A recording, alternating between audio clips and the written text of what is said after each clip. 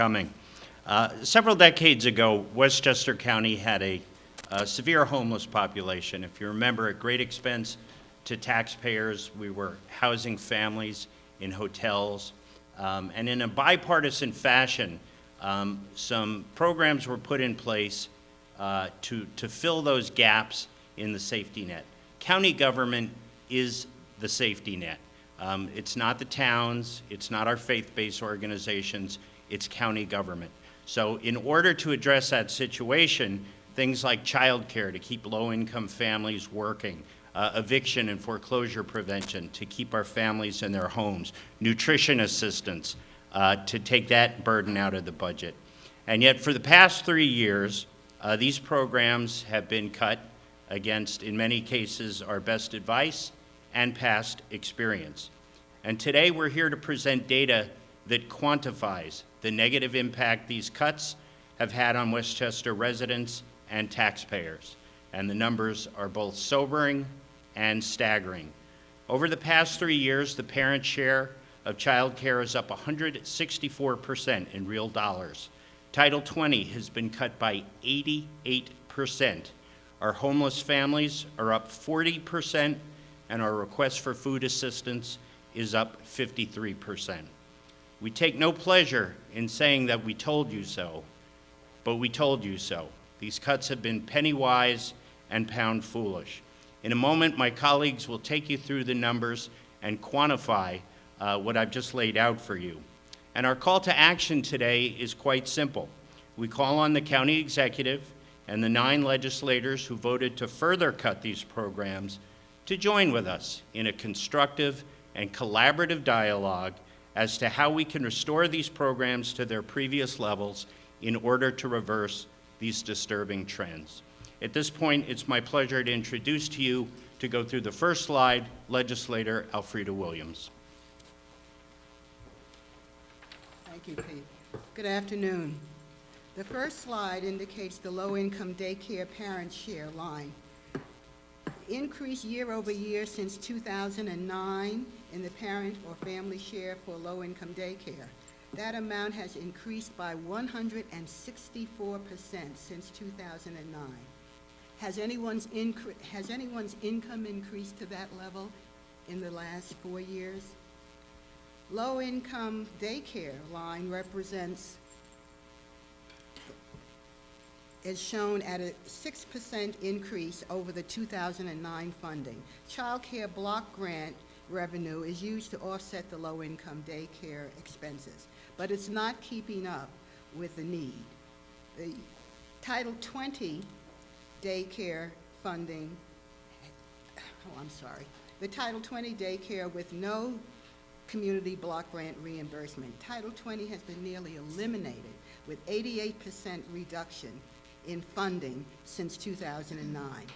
Child care scholarships were designed to assist households who are eligible for Title 20 subsidies to pay for child care services because their income exceeds the limits set forth by the New York State Office of Children and Family Services. The scholarships must be used for services rendered by daycare providers licensed by and registered with the New York State Office of Children and Families. This program has been completely eliminated.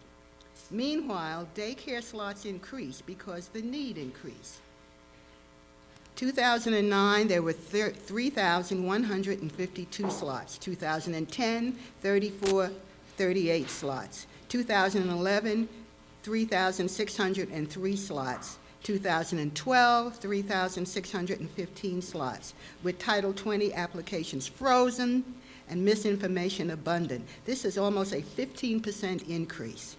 Slots planned by the Astorino administration for 2013, 3,477, decreasing availability even though the increased need is apparent over the past few years. This is not helping, this is not maintaining the safety net. I'm going to introduce my colleague now, Bill Ryan, who will talk to you about homeless. Well, we're going to stay on. Your chart, that presentation, Alfreda, was was an excellent illustration of a very disturbing line that's growing where it shouldn't be growing. This chart takes a look at a little bit more detail, and I think that, to kind of put it in context, people and government officials across America have known for years that a strong middle class, people working themselves into the middle class, makes America stronger. Westchester's part of America, and the rule holds true here. A strong middle class with strong middle income wages is what's best for the county. But look at this. We have perhaps a more detailed view running from 2009 out to 2013, the current budget year. And let's take a look at this trend. Back in 2009, and we've picked out the month of March, just taking a look at March, snapshot of March in each of these years. The average parental share going back to 2009 was $91 in March at a parental share level of 10%. It was fixed at that to give working folks an opportunity to get help, but also to stay on the job. You move into 2010, we see growth. It's a 15% increase in their parental share, and the number moves to 130. This is the working poor. So these increases are tough for them to absorb because we're all pretty sure that their wages aren't increasing, certainly not increasing at this level. You move into 2011, it's $176 for the month. Their share goes up to 20%. It remains at 20% in 2012, but their monthly cost goes to $181. And now look, in the current budget year, with the increase far above the 2009 level of 10%, the increase now at up to 27% parental share, and their monthly cost is $240. This is really going in the wrong direction. Once again, the objective is to provide them with help. The more expensive this gets, we know that affordability is a big issue. If they can't afford the daycare, then they have to drop out. And one of the last things we want to see is them dropping out of the workforce. That's not the answer. We need to keep them employed. We need to provide them with assistance, and we need to build into the entire system a parental share that for them is affordable. I'd like to bring up to the podium now my colleague Judy Myers. Thank you, Bill. And I will talk about homelessness in Westchester County. Homeless families have increased in Westchester County by 40% since 2009. 40%. That's the orange line on the placard. However, at the same time, eviction prevention funding remains at the same level this year as it was in 2009. In 2013, the additional eviction prevention funding that was put in by 8 county legislators was eliminated by the administration, and after these 8 county legislators added it back in, the coalition that voted this year's budget in eliminated it. This is not brain surgery here. This is not high-level science. We know in Westchester County, like in all of America, we've had some very tough economic times. We've all heard about foreclosures going on all over the country. We started hearing about this in 2009, and that's why, because of this increased threat of foreclosures, we realized as county government that we needed to start putting back money into eviction prevention because it's far cheaper, far more effective and efficient to put money in to prevent homelessness than to then take care of homeless families after they've been evicted from their homes. Likewise, we funded a group called Westchester Residential Opportunities. That That is a group that does amazing, amazing counseling to prevent eviction and prevent homelessness. Their funding has been reduced by 37% since 2010. Housing Action Council saw reductions of 10% in 2012 and was further cut in 2013. We have a reverse logic going on here. Our affordable housing activities, something that this county should and must be working harder on, saw cuts to all of the different groups we work with, especially the Westchester Housing Fund, otherwise known as Community Capital Resources, that gets in there and gives loans to low-income individuals, that gets in there and provides counseling and rental money to help people stay in their homes. This has all been cut. And this is where we are now, at this very low level. I'll turn this over to my fellow legislator, Mary Jane Shimsky.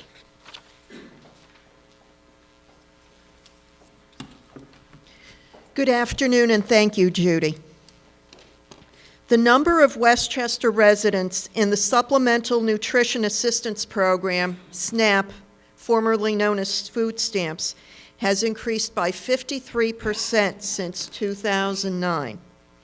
There were 52,791 individual SNAP recipients in Westchester County in 2009. In 2013, the projected individual SNAP recipients in Westchester County are projected to rise to 80,935. That is 28,144 more people in Westchester County receiving food stamps.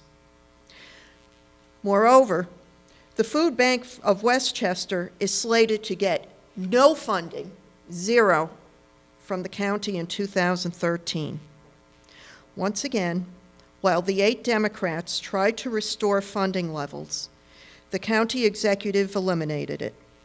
The county executive has since promised to restore an indeterminate amount of this funding, but no A&C contract has yet been put forward by the administration.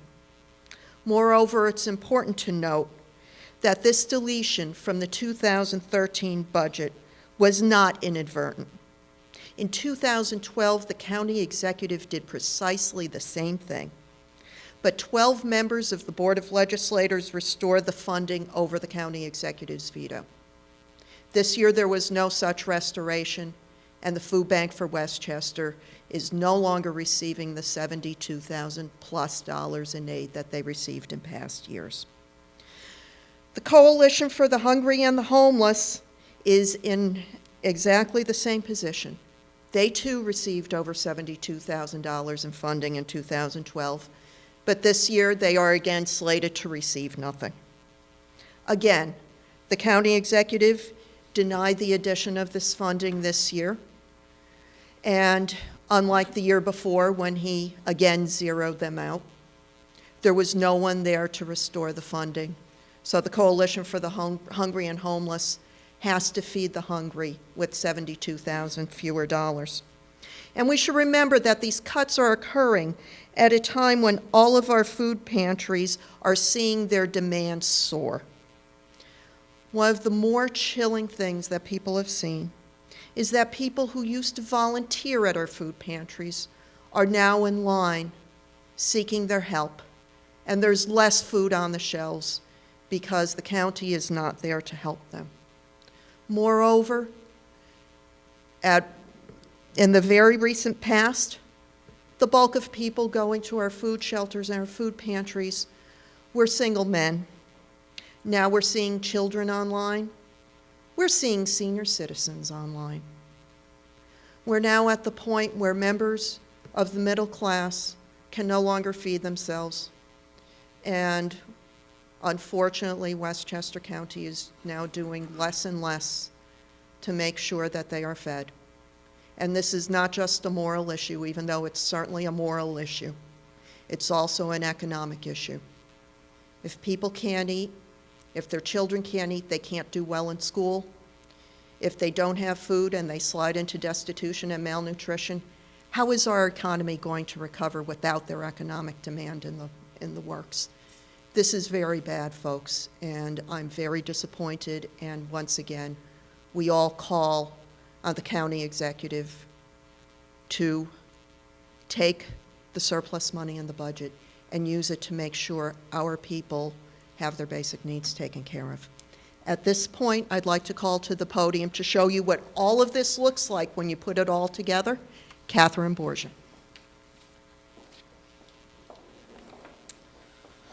Thank you very much, Mary Jane, and thank you everyone for being here.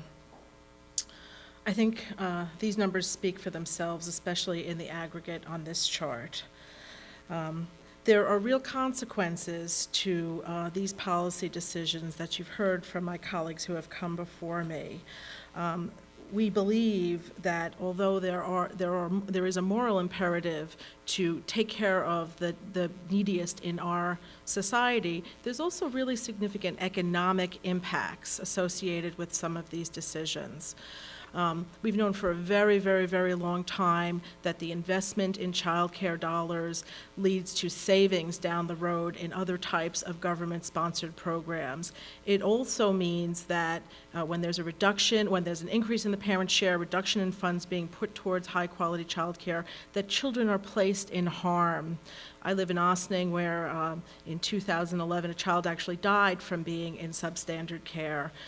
That was a terrible thing for our community because we pride ourselves on working together to create a safety net that helps our children to succeed and thrive. You've heard from my colleagues about some of the other economic realities that come from policy decisions like this. We know that for Westchester to succeed, all of our residents must have the opportunity to succeed. Our working poor, our middle class are being squeezed like never before. And it is incumbent on government to use its resources wisely. We know this.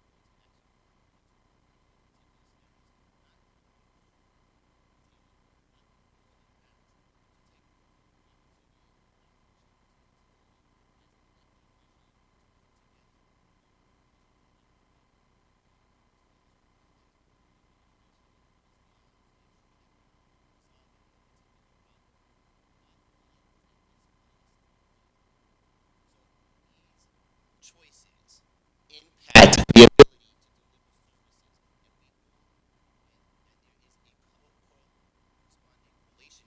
that these cuts have. So the more that we cut, the more that we spend in the county government. And especially given the fact that we have our federal partners and their own challenges and money that we have challenged no matter where it comes from. That the county has a responsibility to stand up for this, and our colleagues here are prepared to do that and roll up our sleeves and come in to identify the sources of these funding, to be able to come up together to be able to deliver the services required for all the people of Westchester. And because we understand that it costs us more by not investing in these services. The facts are very clear at this moment in time. We have impact.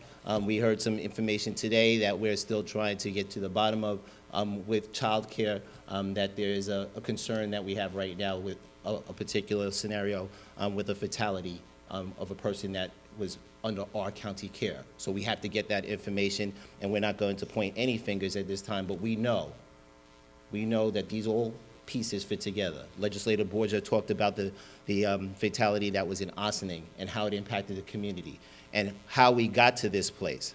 So we're looking forward to working with everyone to get to the bottom of these numbers and to really impact as a team together with our fiduciary responsibilities. We're happy to take any questions that you may have. Our colleagues will come up and answer them. There are some members that are here from our not-for-profit community that work very hard to provide their services to the people of Westchester County, whether it's Kathy Hallis from Child Care Council, whether it's our good friend Chuck Lesnick from the City of Yonkers, the City Council President, the City of Yonkers, and the Council President and the City Council down there, and the Mayor in the City of Yonkers that did that. Yep. Sir, if there's an approximate figure that you can name for me, how much money are we talking about that would be needed to make life more bearable, more comfortable, more livable for the people in need? Well, this year alone, the child care cut was $4 million. That was what was cut out of the budget, which caused the increase. David, do we have that? Do we have the slide?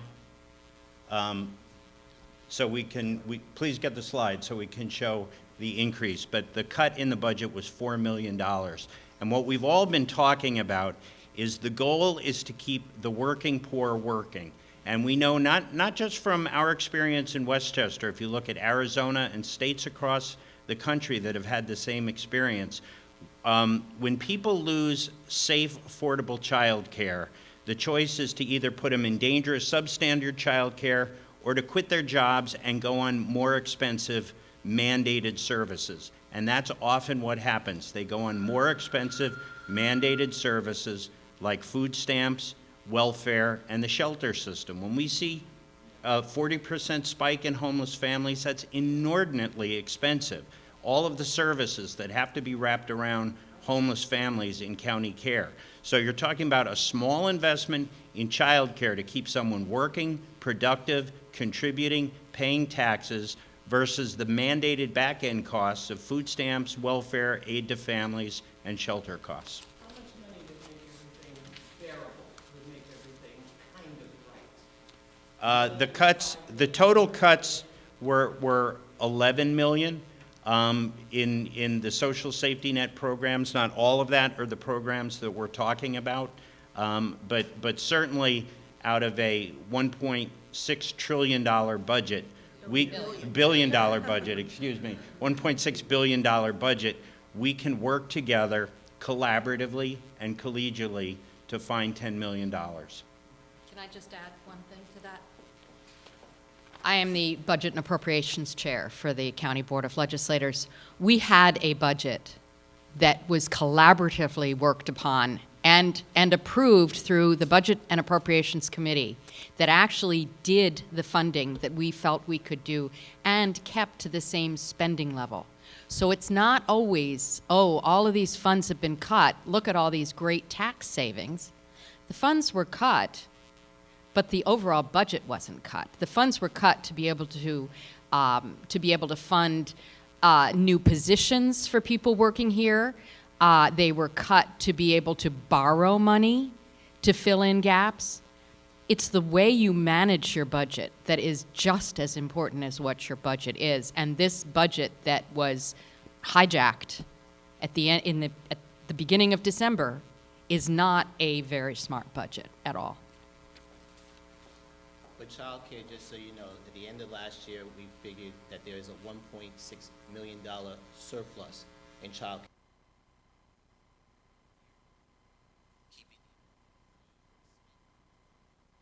$1.69 billion, right? And then it was $1.6 million of savings. Share, parent share level. We could have done exactly the same thing. It's just a matter of moving things around inside of that $1.7 billion. So, you're welcome. Other questions? All right, thank you.